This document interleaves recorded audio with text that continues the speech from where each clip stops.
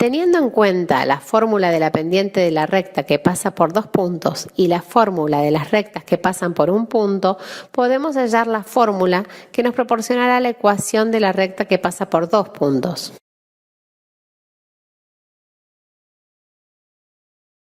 Se propone un ejemplo y luego se grafica la función obtenida en el sistema de ejes cartesianos.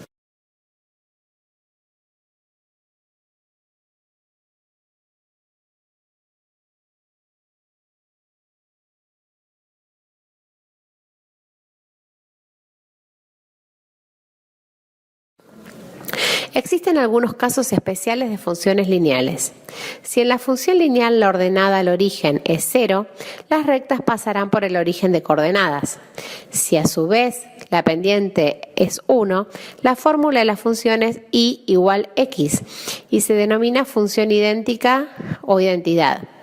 La función tiene la característica de ser la bisectriz del primer y tercer cuadrante. Se representó, a modo de ejemplo, varias funciones lineales que pasan por el origen de coordenadas. Con color rojo se representó la función de identidad. Otro caso especial de función lineal es aquel en el que la pendiente de la recta es igual a 0. Así, para cualquier valor de x, la función siempre toma un mismo valor constante, b. Esta función se llama función constante. Se representó 3 funciones a modo de ejemplo. Son 3 formas de expresar la fórmula de la función lineal. La forma explícita es la que se utilizó hasta el momento, en la que la variable y está despejada en función a la variable x. La forma explícita que no se ha despejado y en función de x, y quiero destacar que tanto la forma explícita y la forma implícita son utilizadas para otras funciones, no solo para la función lineal. Por último, puede expresarse la función lineal en forma segmentaria. Sin embargo, no nos detendremos en ella, pues no es estudio de este curso. Es momento de analizar la función cuadrática. Esta función se expresa a través de un polinomio de segundo grado. Para representar esta función, debemos hallar puntos importantes. La curva representativa de la función cuadrática se denomina parábola.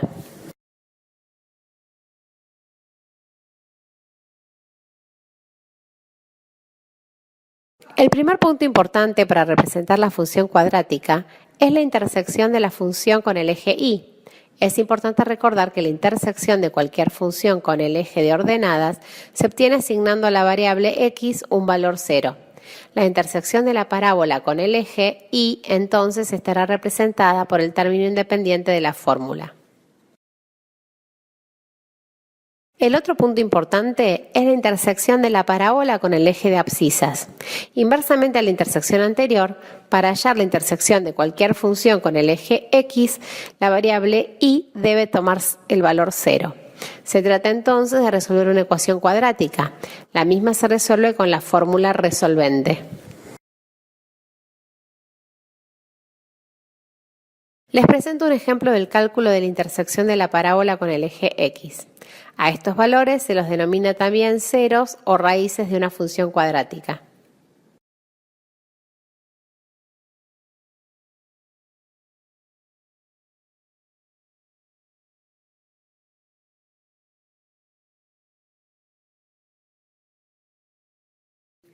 Probablemente se preguntarán si la parábola siempre cortará el eje de abscisas. La respuesta a esta pregunta es no necesariamente. Dependiendo de la ubicación de la parábola en el plano, se pueden presentar 3 situaciones.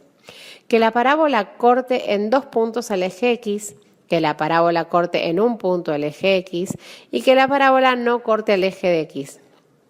Recuerden que esto depende del tipo de raíces de la función, es decir, si son reales y distintas, si son reales iguales o si son complejas. El tercer punto importante de la parábola es el vértice, puesto que es un punto del plano que se representa con un par ordenado. Existen varias formas de llegar a obtener el vértice. La más simple es la que expongo en pantalla, buscando el punto medio del segmento determinado por las raíces de la función. Aquí se expone entonces la deducción de la abscisa del vértice. Podrán observar que dicha abscisa se obtiene con la fórmula menos b dividido 2 por a. Se recuerda que b es el cociente del término lineal y a es el coeficiente del término cuadrático.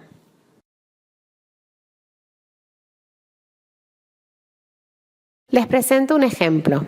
Deben notar que hemos hallado la abscisa del vértice con la fórmula obtenida anteriormente. La ordenada al origen, necesaria para ubicar un punto en el plano, se halla reemplazando en la fórmula de la función a x por la abscisa del vértice.